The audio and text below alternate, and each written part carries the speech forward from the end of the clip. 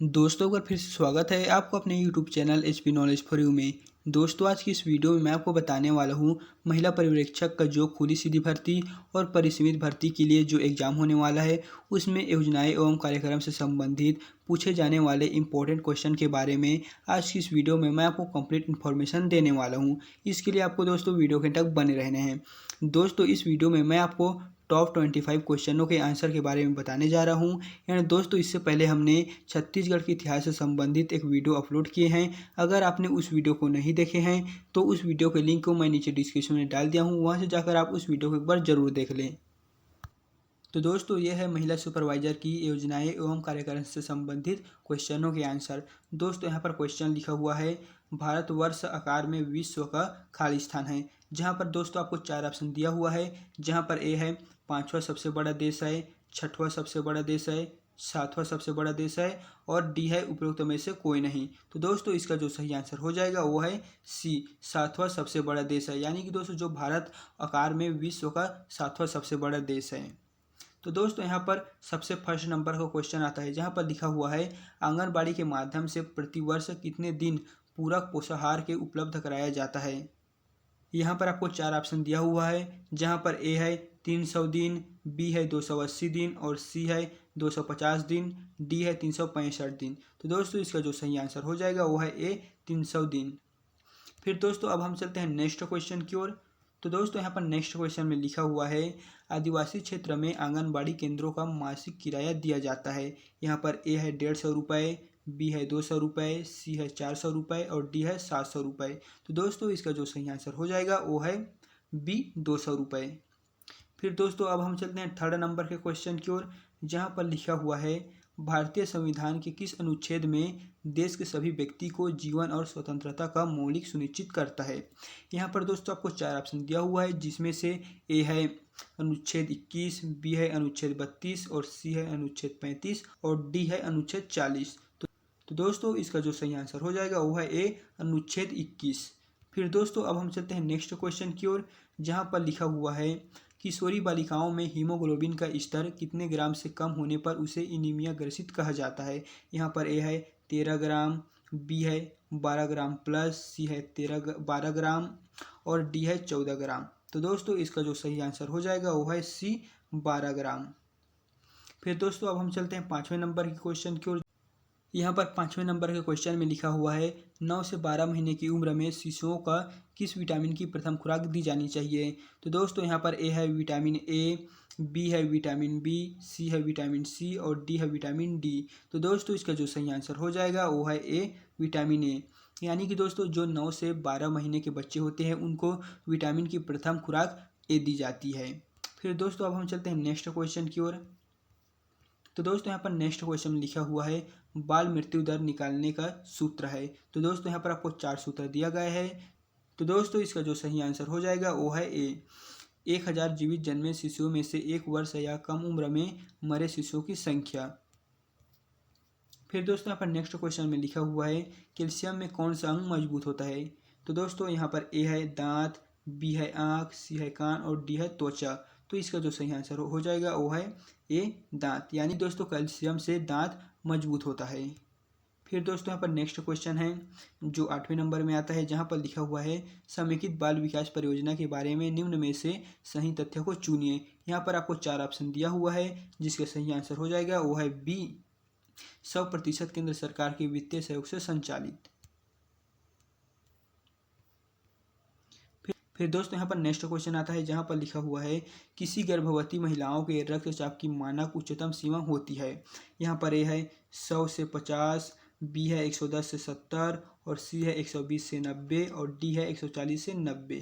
तो दोस्तों यहाँ पर आपको 4 ऑप्शन दिया हुआ है, जिसका करेक्ट आंसर हो जाएगा वो है सी 120 से 90। फिर दोस्तों हमारे पास 10वें नंबर का क्वेश्चन आता है, जहाँ पर है चूहों द्वारा कौन सी बीमारी फैलाई जाती है। ए है हैजा, बी है प्लेग, सी है डिप्सीरिया और डी है इनमें से कोई नहीं। तो दोस्तों इसका जो सही आंसर हो जाएगा वो है बी प्लेग। यानी कि दोस्तों जो चूहे द्वारा प्लेग नामक बीमारी फैलाई जाती है।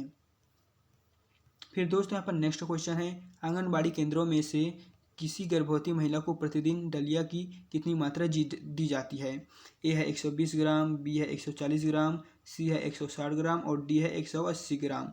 तो इसका जो करेक्ट आंसर हो जाएगा वो है सी 160 ग्राम। फिर यहाँ पर 12वें नंबर के क्वेश्चन में लिखा हुआ है महिला स्वयं समूह। फिर यहाँ पर 12वें नंबर के क्वेश्चन में लिखा हुआ है महिला स्व सहायता समूह में हितग्राहियों की उम्र कितनी होनी चाहिए। यहाँ पर ए है 18 से 65 वर्ष, बी है 11 से 30 वर्ष, सी है 6 से 45 वर्ष और डी है 18 से 45 वर्ष। तो दोस्तों इसका जो करेक्ट आंसर है वो है ए 18 से 65 वर्ष। यानी कि दोस्तों जो महिला स्व सहायता समूह में हितग्राहियों की उम्र होनी चाहिए वो 18 से 65 वर्ष के बीच में होनी चाहिए। फिर यहाँ पर नेक्स्ट क्वेश्चन है जहाँ पर है महिला स्व सहायता समूह में पंचसूत्र में से एक नहीं है। यहाँ पर 4 ऑप्शन दिया हुआ है, जैसे कि यहाँ पर ए है मासिक बचत, बी है साप्ताहिक बैठक, सी है साप्ताहिक बचत और डी है नियमित आपसी ऋण प्रदान करना। तो इसका जो करेक्ट आंसर है वो है ए मासिक बचत। फिर दोस्तों अब हम चलते हैं 14 नंबर के क्वेश्चन की ओर। यहाँ पर है यदि कोई व्यक्ति किसी बाल विवाह में सहायता करता है तो अधिनियम के तहत उसे कितने वर्ष का कठोर कारावास होता है। यहाँ पर ए है 1 वर्ष, बी है 2 वर्ष, सी है 3 वर्ष और डी है 5 वर्ष। तो दोस्तों इसका जो सही आंसर हो जाएगा वो है बी 2 वर्ष। और यहाँ पर नेक्स्ट क्वेश्चन में है आईपीसी की धारा 304 का संबंधित है।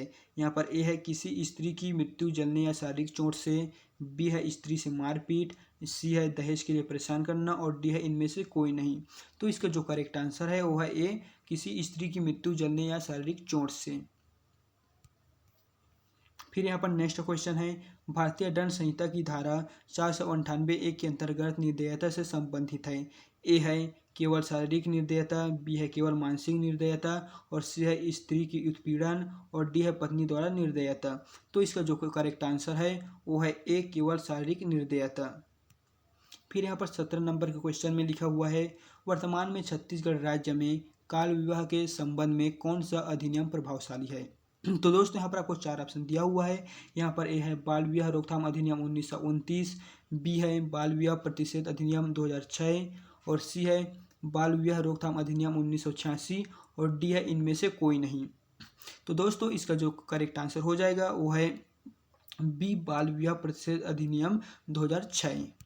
फिर दोस्तों अब हम चलते हैं नेक्स्ट क्वेश्चन की ओर, जहाँ पर लिखा हुआ है घरेलू हिंसा से महिलाओं का संरक्षण अधिनियम 2005 कब से लागू है। यहाँ पर दोस्तों आपको 4 ऑप्शन दिया हुआ है, जैसे कि यहाँ पर ए है 12 दिसंबर 2005 से, 12 दिसंबर 2005 से है, फिर बी है 12 दिसंबर 2005, सी है 26 अक्टूबर 2006 और डी है 1 जनवरी 2007। तो दोस्तों इसका जो करेक्ट आंसर हो जाएगा वो है सी 26 अक्टूबर। तो दोस्तों इसका जो करेक्ट आंसर हो जाएगा वो है सी 26 अक्टूबर 2006 से।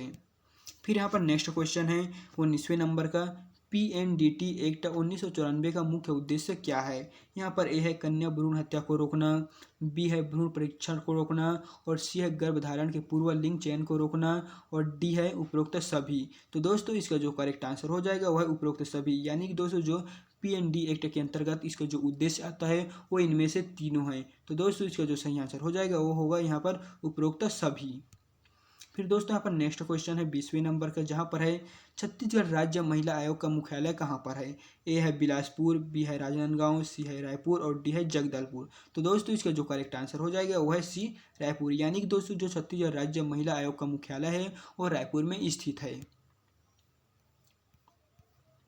और यहाँ पर नेक्स्ट क्वेश्चन है नशाबंदी कार्यक्रम के अंतर्गत मद्य निषेध सप्ताह का आयोजन निम्न में से किस तिथि पर प्रारंभ होती है। ए है 2 अक्टूबर से, बी है 30 जनवरी से, ए है 2 अक्टूबर से, बी है 30 जनवरी से, सी है 1 नवंबर से और डी है 15 अगस्त से।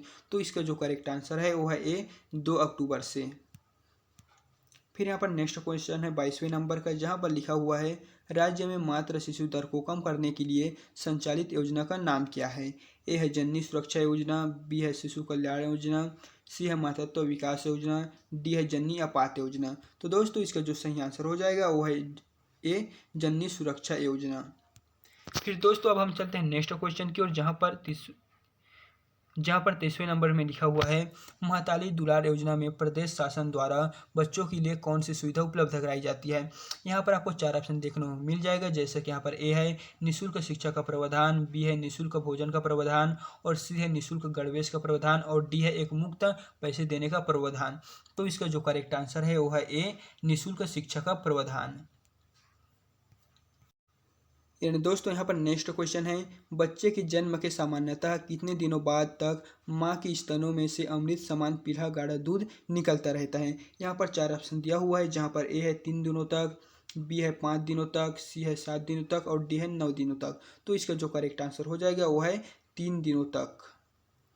फिर दोस्तों अब हम चलते हैं लास्ट क्वेश्चन की ओर, जहाँ पर लिखा हुआ है स्वस्थ बच्चा कार्यक्रम के अंतर्गत नगद पीला स्वास्थ्य बच्चा कार्यक्रम छत्तीसगढ़ के किस स्थान से प्रारंभ किया गया। यहाँ पर 4 ऑप्शन दिया हुआ है, जहाँ पर ए है राजनांदगांव, बी है बिलासपुर, सी है कोंडागांव, और डी है दुर्ग। तो दोस्तों इसका जो करेक्ट आंसर है वो है सी कोंडागांव। तो दोस्तों ये था महिला सुपरवाइजर से संबंधित टॉप 25 क्वेश्चन। तो दोस्तों अगर आपको इसमें किसी भी प्रकार का कोई प्रॉब्लम है तो आप हमें कमेंट बॉक्स में कमेंट कर सकते हैं, हम उसका आंसर आपको तुरंत प्रोवाइड कर देंगे। तो दोस्तों अगर वीडियो पसंद आए तो वीडियो को लाइक करना ना भूलें, और दोस्तों अगर अभी तक आपने हमारे यूट्यूब चैनल को सब्सक्राइब नहीं किए हुए हैं तो चैनल को सब्सक्राइब करके बेल आइकन पर प्रेस करना ना भूलें, जिससे कि हमारे आने वाले नए नए वीडियो की नोटिफिकेशन आप तक सबसे पहले पहुँचे। तो दोस्तों चलिए फिर मिलते हैं नेक्स्ट वीडियो में।